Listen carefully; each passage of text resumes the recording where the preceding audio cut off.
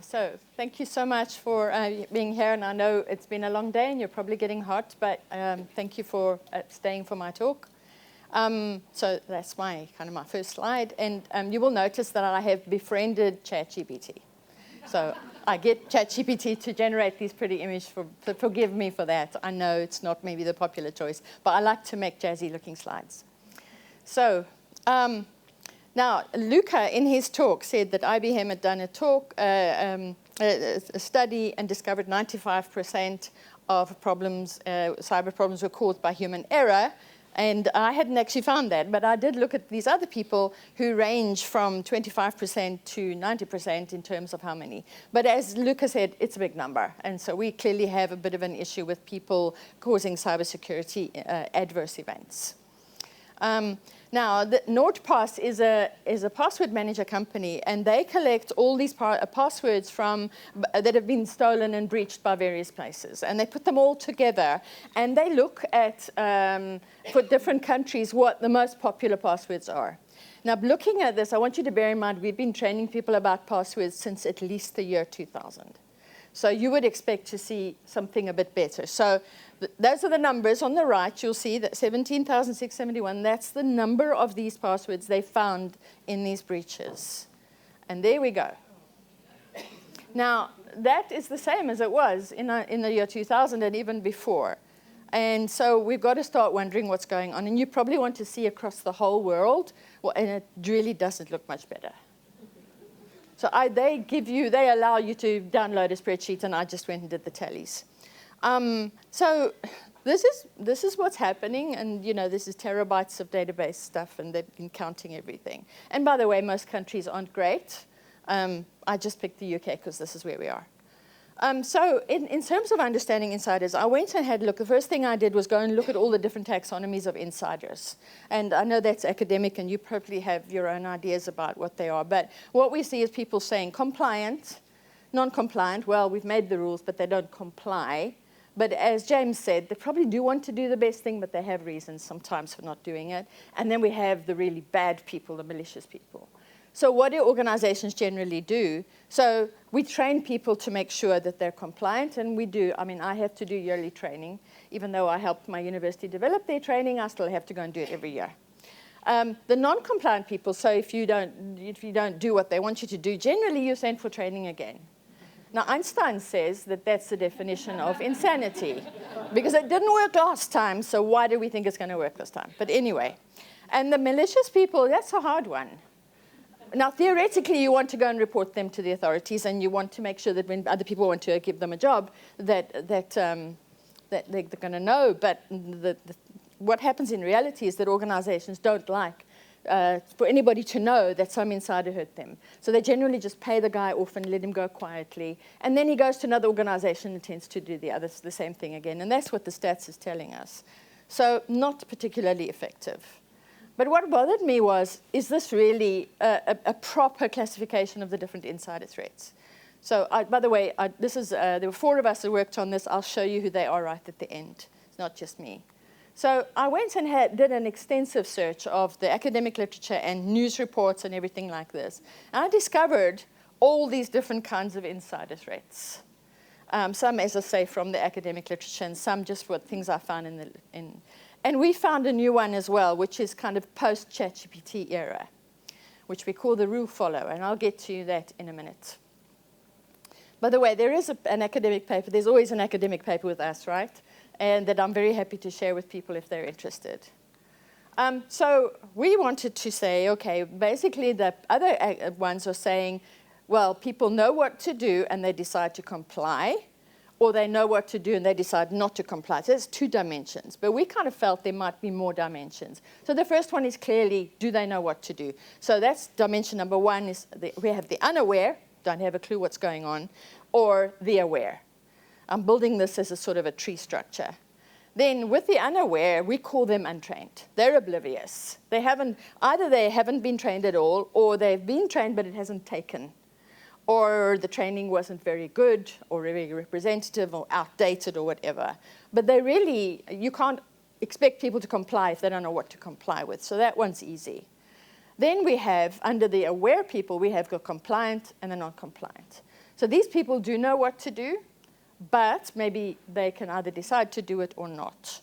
So under the compliant, we have people who cause incidental harm, and I'm going to get to that in a minute about why that could happen, where even compliance is not sufficient. But under the non-compliant, we have people who incidentally harm the organization. So they don't particularly go out of their way, but they really want to steal this money. Or they don't particularly go out of their way, but oh my gosh, it's so much effort to do what they're told to do, and I really want to use this Wi-Fi because I'm at the station and I really, really need to do this thing before I get on the train. And then we get people who deliberately harm the organization. So that's the third dimension. Now, under that one, under accidental harm, we have got people who make accidents. We are humans. We make mistakes.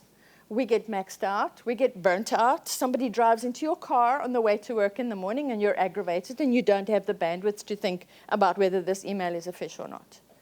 And then we get these wonderfully naive people who just, I'm sure you know people like this, they just want to trust everybody.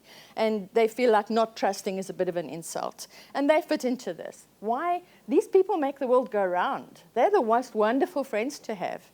But unfortunately, that's our humanity that comes into the case, and we make mistakes. Then the next one is outdated rules. Now we have entered the era of ChatGPT and Gen AI, and as James pointed out, the rule-based approach for phishing, to spot phishing actually doesn't work awfully well. So when you have people who just follow those little rules you're trying to get them to follow, they might not be able to spot that fish. So these people we call disempowered. Because the minute you give people a limited little set of rules, which are not sufficient and not actually particularly effective, as James's research has shown, you're getting a rule follower who will accidentally still perhaps cause a breach. Now, under incidental harm, remember, these are the people who don't particularly want to hurt the organization, but they might do it anyway. So we get people who act for society. Now, you may be surprised to see whistleblowers on this list. But my definition of an insider is somebody who violates the confidentiality, integrity, or availability of information. What does a whistleblower do? He collects information and he gives it to the wide world. So he is violating your information security. So he belongs on this, there are some she's, but they belong on this list as well. We call them the whistleblowers and the heroes. Then we have this other group, and this is the hardcore non-compliant people. You have the people who are willfully ignorant. They don't want to go for the training, and so they just do what they feel like doing. Negligent, mischievous. A lot of people, somebody spoke this morning, I think Sarah, about shadow behaviors. So how can I break this thing and just get in without listening to what I'm supposed to be doing? And then we get the people who want to cause deliberate harm. So we have the ideologues. These are people who often take employment specifically to subvert your organization's information security, either to steal your IP, or maybe they don't like the fact that the organization is testing on animals, and so they want to break it down. And then we have the malicious people, and you see there's quite a few people in that category. But all the ones I showed you previously are fitting under all these categories. I'm going to go through them individually. There's our unaware person. So what is the problem? Well, people hate security awareness and training, that we know. The other problem is, and this is something else, I'm so glad James spoke before I did. He said one size is basically we act as if we can give everybody the same training, and people don't all need the same training, especially when you have an older demographic in your organization who maybe don't really have the same understanding of cybersecurity principles as the younger demographic who've grown up with it at school. There is often also a chasm between those of us who know and are trying to help people understand, which is what Luca pointed out, and the lay users. And we don't always make that connection very well, and Luca's fairy stories seem to be a really cool way to make this bridge. We have hackers that are really proactive. These days we've got brand new exploits we've never seen before. They're continuously doing these exploits, and they're cheap, because they don't have to go and do all the research themselves. And so, we're mostly doing reactive training. These things have happened in the past, so we're going to train people around these things. But the other stuff that's coming down the track that we haven't anticipated, that's not being part of the training. It's not that we're doing anything wrong. It's just the way the world is. Now, it's often delivered online. And once again, James showed the power of being able to speak to other people when you have questions. So if it's delivered online, I'm sitting in front of my computer, perhaps at home, who am I going to ask if I don't understand that training? So it's not working well. And I'll tell you why it's not working well is because we have so many people, 95% according to Lucas stats, causing adverse events. So clearly, whatever the industry is doing with respect to awareness is not working well. Now, when we do training, the first step in somebody doing what you want them to do, I don't know why it's gone all wonky, but just ignore that. We want people to know what to do, and we want them to want to do it. We want to give them the motivation because everyone wants to do good cybersecurity and so on.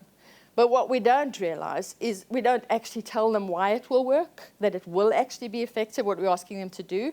We're not helping them to really understand what to do. Sometimes they know, yeah, I've got to choose a strong password, but they don't really know how to make that strong password. How to do it, maybe that's not possible for them because they somehow know, especially people with cognitive issues, that if they do choose that strong password, they won't be able to remember it. And being able to do it. We can't assume that everyone has got the same capacity and capabilities. And so the cybersecurity awareness training tackles the bottom two in many organizations. And that's why we don't get the doing, because we've kind of neglected these other steps. So the next category are fallible, stressed people, depleted, burnt out, overworked. They are going, that's just an accident waiting to happen when you have people feeling that way. Now, this is a newspaper report that I discovered that said that a toxic workplace behavior caused an insider threat.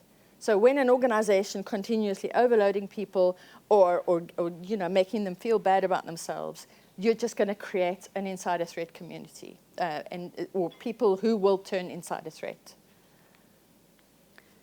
This is the one thing I tell my students every year, and I repeat it many times. We are not thinking beings that occasionally feel. We are feeling beings that occasionally think rationally. Underneath, what we don't realize what's going on underneath this consciousness is a churning, turmoil of emotions. And that informs a lot of the way what we think is rational thought. So Jonathan Haidt wrote a wonderful book, and he said that actually our rational being is like a little man sitting on an elephant. The elephant is our emotion. Now, where does the cybersecurity training target? It trains the rational person. But if the emotion wants to go in that direction, there's not much that rational person can do.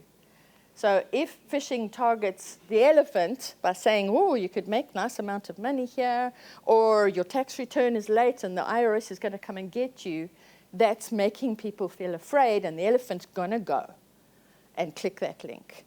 So we're mismatching when we're targeting the little man only and not understanding that the elephant is down there even though we can't see him. So if we remove people's autonomy with too many rules, or we make them feel bad about themselves or denigrate them, you are going to create an insider threat because that elephant is going to run away from you. There's our whistleblower. You probably know whose that is. Everybody knows. If I give this talk in the States, I tend that they don't think he's a hero, but many people here do think he's a hero. Now, in all the cases except Edward Snowden, we would probably agree that these were good people. There's Erin Brockovich, and there's the lady on the far right at the top who actually discovered all the lead in the Flint water in the US, and they wouldn't listen to her, so she blew the whistle, and that brought an end to that problem. The other people as well all played a massive role in making injustice seen and ensuring that it was reestablished. As I say, some people feel that Edward did the same. He considers himself a whistleblower, by the way. I've listened to his interviews. So they take your data and they give it out, and the whole world will see it. So you have to make sure that people don't feel the need to become whistleblowers. And then we have your misbehavior. As I said, this is a real problem. This is somebody who stole 79,000 email addresses simply to promote his own business. Did he want to hurt the organization? Probably not deliberately. Did he seem to care? No, because he was all selfish. It was all about him. So where the whistleblower behaves for society, this crowd are just utterly selfish and entitled. How can you make people care? I've heard many, many people in industry say, well, what are we supposed to do? Or how do we persuade them? Or should we just scare the daylights out of them? So you probably have read this book, written by Thaler and Sunstein. Thaler actually won a Nobel Prize for this work, amazing work. And the idea is that you take the interface where people have to do something and you tweak it to make sure that they make the wise choice. You're not allowed to incentivize or punish people according to the nudge book.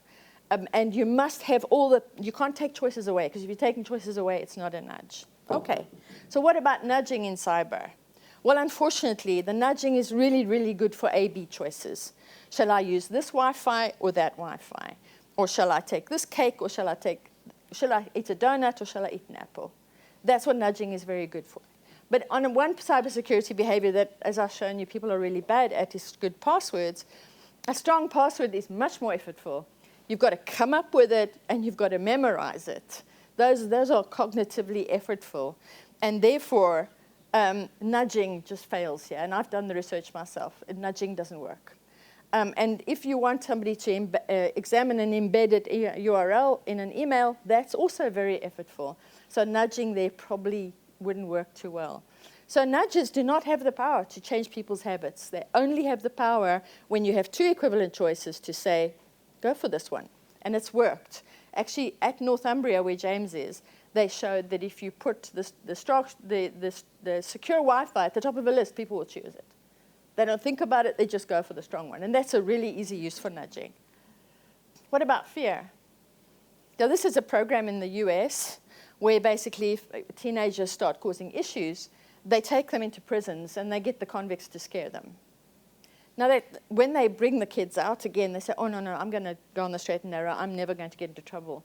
But when people have gone back, and a few years later, they discover that those kids are incarcerated more than the kids who didn't go through the program. So actually, it has completely the opposite effect. Now, you may have seen this. A secret government unit in this country used unethical fear tactics to push COVID rules compliance. And they are now being investigated according to this. People do not like it when you make them afraid. They don't like it. And should we really be doing this? I think it's an ethical issue here that we have to think about. What happens when you make somebody scared? They have two options. The top one is danger control. So this is, do this, here's this bad thing that can happen. You could lose all your images on your phone. Here's the thing you can do. You should make backups so that you don't lose the images if the phone dies or falls in a well or something. The bottom option is called fear control. That is an option for people. If they don't like the fear you're making them feel, they will go down the fear control route and they will stick their head in the sand or tell you to get lost. Nobody ever thinks about the fear control path, and yet it exists. And the more fear you make people feel, the more likely they are to go down that path and just go, talk to the hand, I'm not interested. So the use of fear is really problematic. If people are prepared to listen to what you're telling them to do, but they don't have self-efficacy in doing it, and they don't believe that what you're telling them to do is going to work, they're also going to go down the fear control path. So dicey, really not a good idea. But then we go back, why does fear exist? It exists when that big boy is trying to eat you. And if he's running, you better feel that fear, and all the blood will go into your legs and your arms so you can run really fast. Do we want people to feel? Because what fear does is, it doesn't help you to think rationally. It shuts the rational thinking down and says, move or you're going to die. That is not what we need people to do when they're confronted with an email message and have to decide whether it's a fish or not. So Mark and myself have written extensively about please don't use fear. But so clearly I'm ranting a little bit about this, but I really think it's unhelpful. Okay.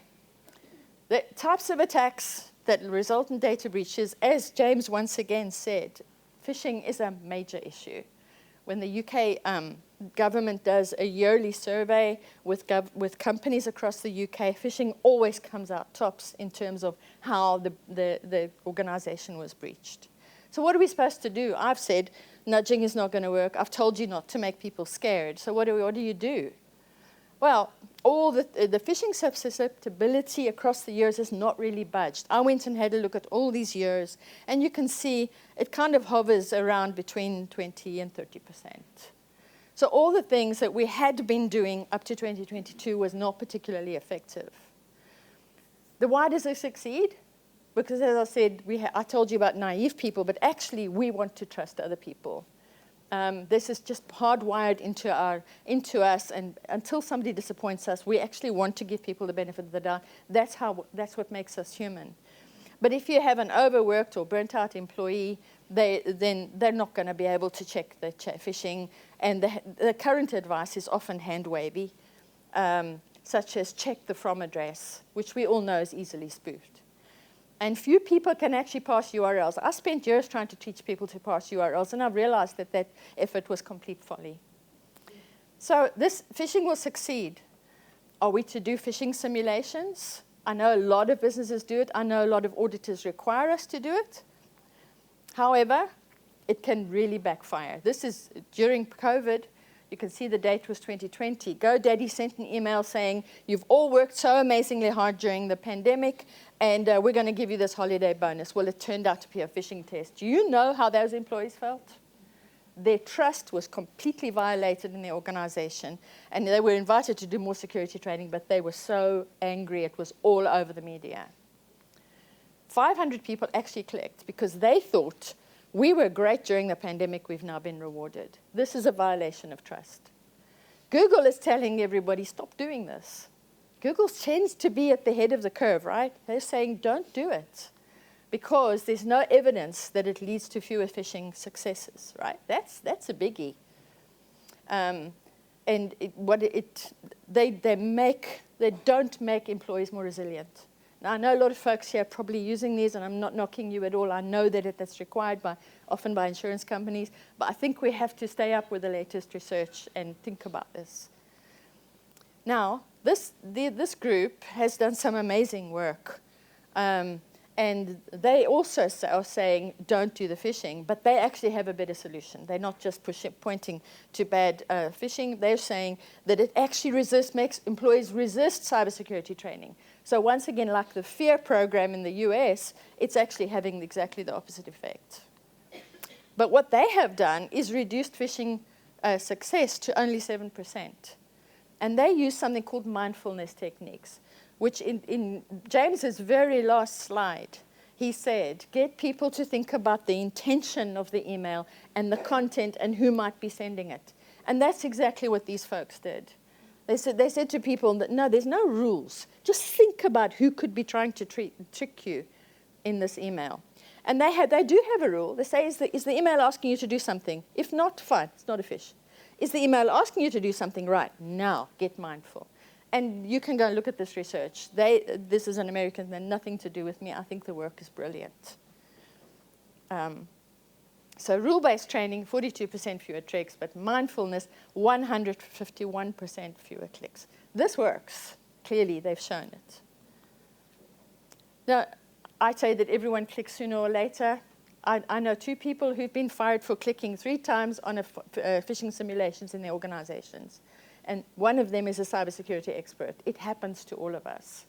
So the other thing that we often do is we say to people, that we spend a lot of time on prevention of phishing success. I think we should spend at least an equal amount of time on, oh my gosh, I've clicked, what do I do now? And then so people know, right, phone this person so that he can immediately, or he or she can immediately go and stop the virus from going across the organization, or disable the account that you gave the credentials away for. But what we really have to do is not create an adversarial relationship, because the minute people feel that the security people are their adversaries, they're going to start resisting all their attempts, and we just don't want people to feel that way. So our ideologue, as I said, this is a person who often joins the organization to either steal some stuff or to hurt the organization. No amount of training on this planet is going to stop this person in their tracks. So there, you can't do anything about that. And this happens. You can find all sorts of reports. Somebody stole AI secrets for Chinese companies. And the malicious person, once again, absolutely bound and determined to hurt the organization. You're not going to stop them with training either. And this is malicious activity. There's lots and lots of this kind of thing. 8.2 million customers' details leaked. And if that were in this country, the Information Commissioner would have a lot to say about it. And finally, we have our disempowered. These people are hamstrung by outdated rules. And they're not trained to spot the latest AI exploits, which we all know are coming down the track. The problems here is there are too many rules. So every time a phishing message succeeds, somebody will add a new rule for people to listen to. And so a lot of the time, the rules are all in different policies. There's a lot of uncertainty on people, especially if they've done security training online and they haven't been able to speak to anybody. A lot of the time, it says, oh, well, create a strong password, never write it down, use a different password for everything, for every account. The human brain was not designed to remember more than 5 passwords. So let's rather, if you're realistic about what you want people to do, the more likely they're going to do it. And they're renewed too frequently. A lot of the time, the policies change because people are just catching up with all the latest exploits in their policies. And we have to ask ourselves whether compliance is really the silver bullet.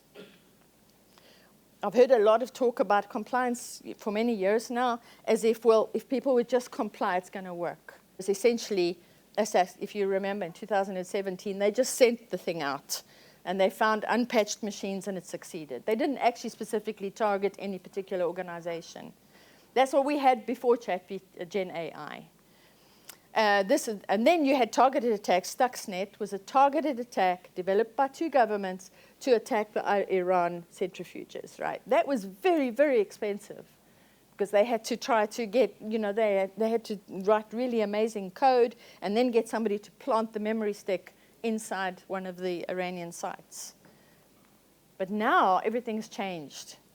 Now we have, instead of zombies that are just targeting everything, we have very smart breaches that are very easy to develop because Gen AI does all the work for you. So this has changed things. New exploits all the time. So on the left, voice fraud scams.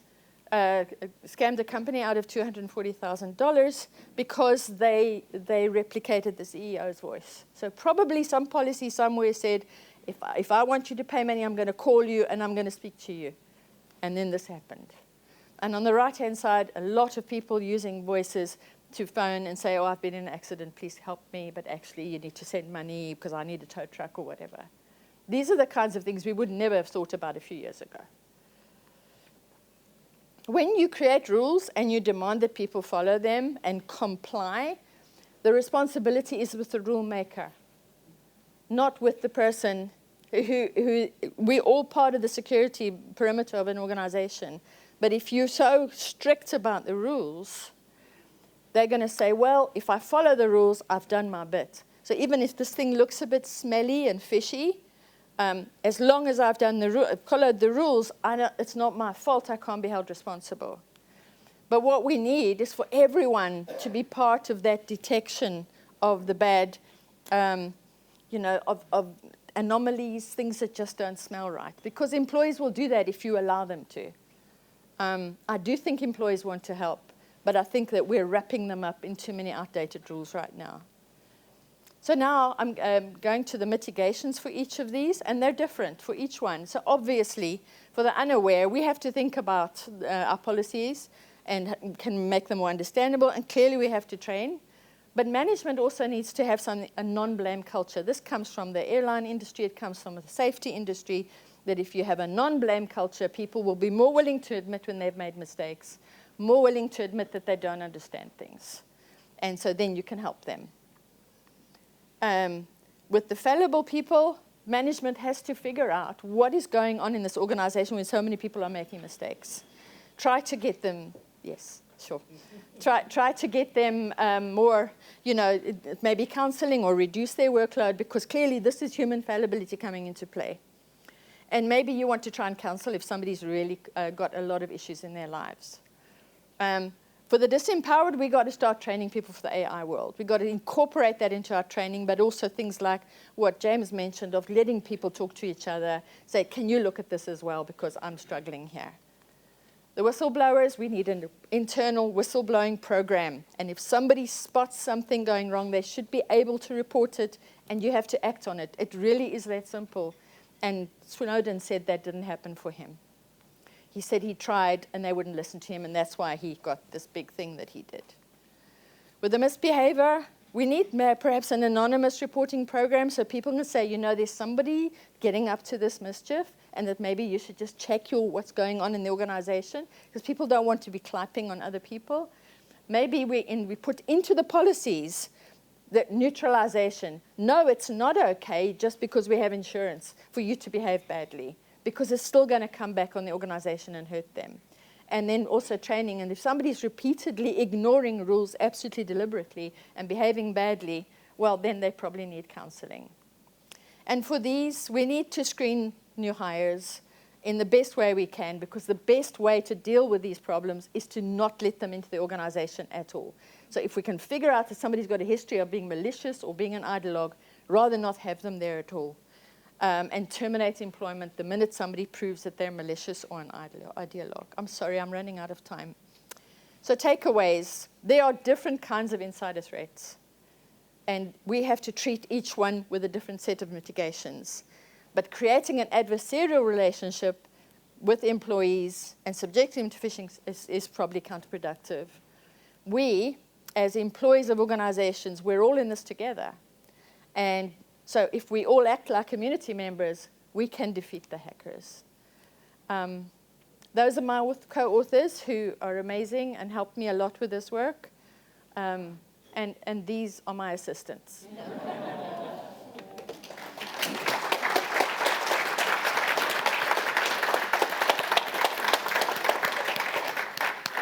Thank you very much. Questions?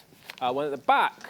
That is probably the highest hand I have seen all day. I'm the tallest person, Jace, you know that. Hi, Liz Murray, I work at M&S. Great presentation, loved it. What I loved particularly were all of the bits that chime with everything we're doing and all the things that kind of call out the elements that we need to do better. Love it. You spoke at the end about individual methods for individual people operating in certain ways. How do you address the fear caused by friction in having a please report, open reporting culture, and then the very secret snitch on your mate? Yeah. How do you address the fear that gets caused by that? I get that that's a difficult one. I think anonymous reporting where people are not naming, but just saying, you know, I think there might be somebody logging into things that they shouldn't be logging into, and then let the organization carry out an investigation. Because people develop relationships with other people, even if they know they're doing stuff wrong. They don't want to clap. I know that this is difficult, but anonymous reporting seems to me to be the lesser of the evils. But I get that is kind of challenging. Thank you. And thanks for your comment.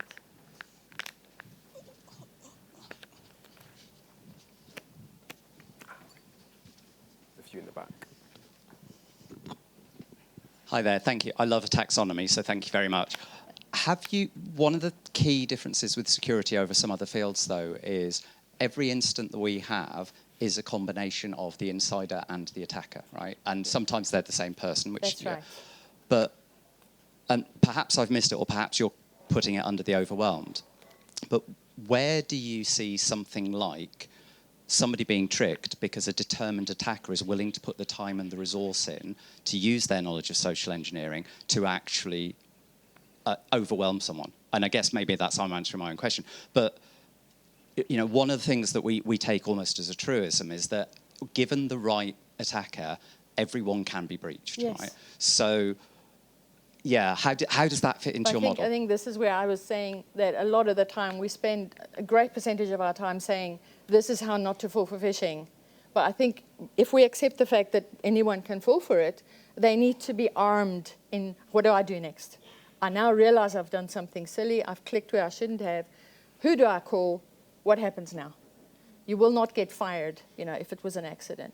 I think, so I actually, I know somebody in an organization who has this, And he said a lady phoned him the other day and said that she'd Googled Outlook. I don't know why anyone Googled Outlook, but she did, and she got a bad link. And she went in and she entered her credentials, and it didn't let her in. So she called her friend from across the place and said, can you come into yours as well? So now they had 2 sets of credentials.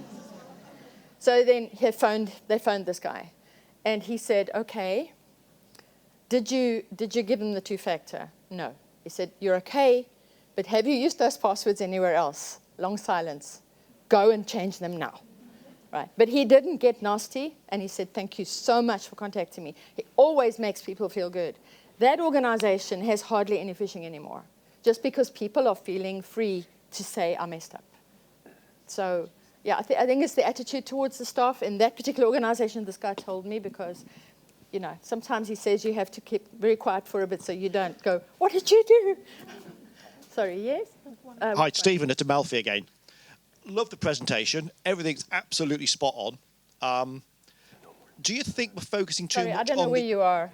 I'm here. Oh, thank you. Thank you. Is anyone else? Do you think we're focusing too much on the people and not enough on the technology behind it? Because every single one of the things that you've mentioned can be solved 100% with technology, like privilege access management, data loss protection, password management. I mean, I posted on LinkedIn recently. Yes. In the last 24 hours, I got 60 plus emails that were malicious or spam, 9 of them from simple things like DMARC and SPF that all got blocked by the technology that we have. So none of them got anywhere near my inbox. So of course, and almost everything can be stopped. No, that's a very good point. The technology could, but the one that James showed you, which hits academics or academic institutions, where are you on campus? Nobody picks that up. Unless somebody has reported that Gmail address, right? That one does not include a URL at all. And it appears to come from your manager. And if you don't check, especially if you're reading the email on your phone, you don't see that it's a Gmail, you only see the name. And a lot of academics were caught up. I'm not saying they clicked, but they initially were caught out by that one. But yeah, thanks for your comment, yes. And then last question. Mine's not actually a question, but I just wanted to say, if you know me well, you'll know how much I'm against phishing anyway, in general, and I'm happy to have a conversation with anybody who be challenged on it.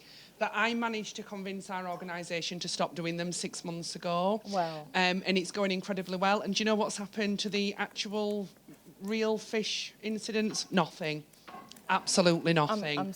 We might get one a month. I'm seriously we might still get one a month. That you managed to stop that. But what we have done, what has increased, is we have a phishing upskill portal where people can go and learn about it in their own time, on demand. That's incredibly active.